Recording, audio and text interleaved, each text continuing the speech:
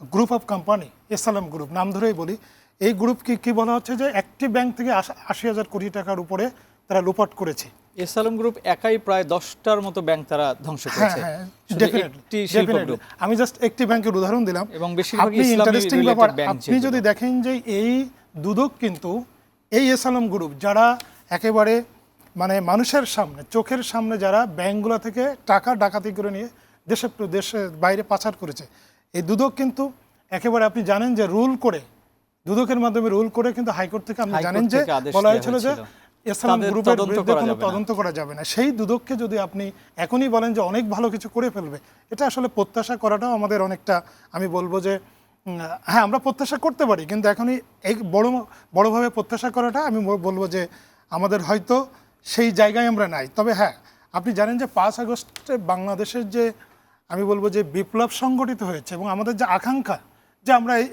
এই দুর্নীতি আমরা রোধ করতে চাই, তাই না? আপনি দেখেন যে আমাদের ৫ আগস্টে যে বিপ্লবের জন আকাঙ্ক্ষার বড় জায়গাটি কিন্তু এটি, যে আমাদের যে এই ফ্যাসিবাদী শাসন ব্যবস্থার মধ্যে যেভাবে দুর্নীতি, লুটপাট এবং মাফিয়াতন্ত্র কায়েম হয়েছিল, সেটি কিন্তু দুদককে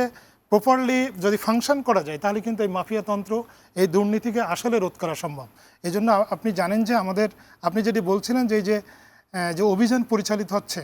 নিশ্চয়ই দুদকের যারা আছে আমরাও বলবো যে আপনারা আরও প্রোঅ্যাক্টিভ হন। কারণ আপনি জানেন যে যারা এই ফ্যাসিবাদী শাসন ব্যবস্থা যারা সুবিধাভোগী, শুধু রাজনৈতিক আপনি যেমন গতকাল বলছিলেন যে ডিজিএফআইয়ের যিনি মহাপরিচালক, সাবেক মহাপরিচালক, এরবারে রাজনৈতিক যারা ফ্যাসিবাদী শাসন ব্যবস্থা যারা রাজনৈতিক দলের নেতাকর্মী ছিলেন, এবং আপনি ইন্টারেস্টিংলি আমি বলি যে এই আমাদের যে আগের যে শাসন ব্যবস্থা যারা সরকারি কর্মকর্তা কর্মচারী, আপনি জানেন যে আপনি যদি দেখেন যে জাতীয় রাজস্ব বোর্ড বা এরকম অনেকগুলো প্রতিষ্ঠান আছে, বা আপনি সরকারের জনপ্রশাসনও যদি দেখেন,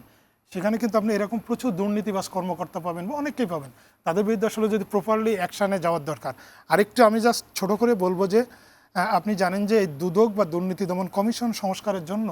আপনি জানেন যে আমাদের অন্তর্বর্তীকালীন সরকার একটি সংস্কার কমিশন করেছিলেন, যে টিআইবির নির্বাহী পরিচালক ডক্টর ইফতেখারুজ্জামানের নেতৃত্বে। তারা কিন্তু ৭০টি মতো সুপারিশ করেছে যে দুদককে সংস্কার করার জন্য, এবং সেখানে বড় মোটা দাগে ওনারা বলেছেন যে এটাকে একটা সাংবিধানিক প্রতিষ্ঠান হিসাবে যদি স্বীকৃতি দেওয়া যায় বা সাংবিধানিক প্রতিষ্ঠানে এটাকে রূপান্তর করা যায়, এখানে এটা তো সাংবিধানিক প্রতিষ্ঠান না, সেক্ষেত্রে তারা হয়তো নির্বাহী বিভাগ বা অন্যান্য বিভাগের একটু ঊর্ধ্বে উঠে তারা তাদের মতো কাজ করতে পারবে, এবং আমরাও এদেশের মানুষ হিসাবে প্রত্যাশা করি